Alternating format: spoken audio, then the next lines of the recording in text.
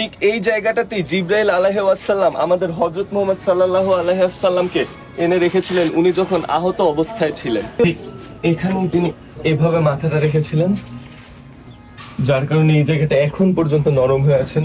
হযরত মুহাম্মদ সাল্লাল্লাহু আলাইহি ওয়াসাল্লাম যখন উনি আহত হয়েছিলেন এখানে এসে উনি আশ্রয় নিয়েছিলেন। চলুন আপনাদেরকে দেখে যায়, এখানে তিনি মাথা রেখেছিলেন, এখনো জায়গাটা নরম।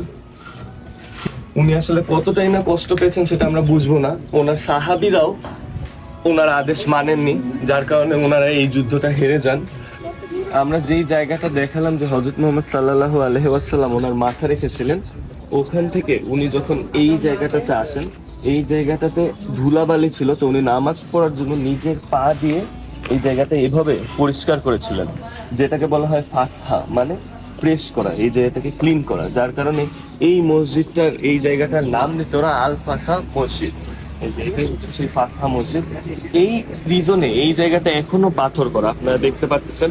বাকি সব ওনারা টাইলস করে ফেলছেন, কিন্তু এই জায়গাটা এখনো পাথর করা আছে।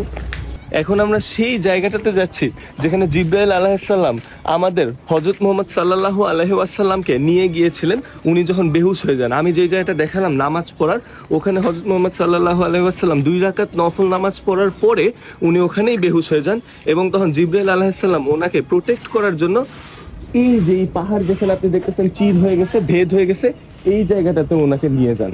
আমরা শুনেছি যে এখানে নাকি এখনো সেই সুগন্ধিটা রয়েছে, আপনারা যদি যান আপনাদের পুরা শরীর সেই সুগন্ধে মেখে যাবে। ঠিক এই জায়গাটাতেই জিব্রাইল আলাইহিস সালাম আমাদের হযরত মুহাম্মদ সাল্লাল্লাহু আলাইহি ওয়াসাল্লামকে এনে রেখেছিলেন উনি যখন আহত অবস্থায় ছিলেন। তো এখন এই জায়গাটা সিমেন্ট দিয়ে ব্লক করে দেওয়া হয়েছে, কারণ অনেক মানুষজনই এখানে এসে নামাজ পড়তেন, অনেক মানুষজন ইবাদত করতেন, শুয়ে থাকতেন ঘন্টার পর ঘন্টা।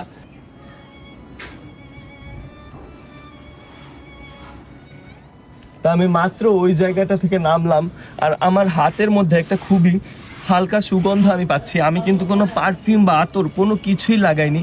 এটা পুরোপুরি একটা অসাধারণ ব্যাপার যে এখান থেকে নেমে আমার গায়ে এই গন্ধটা হয়েছে। অনেকেই বলে যে এখানে আর কিসের গন্ধ হবে, এখানে আসলে আর কোনো কিছুর গন্ধ আসা সম্ভব না হযরত মুহাম্মদ সাল্লাল্লাহু আলাইহি ওয়াসাল্লামের গন্ধ ছাড়া।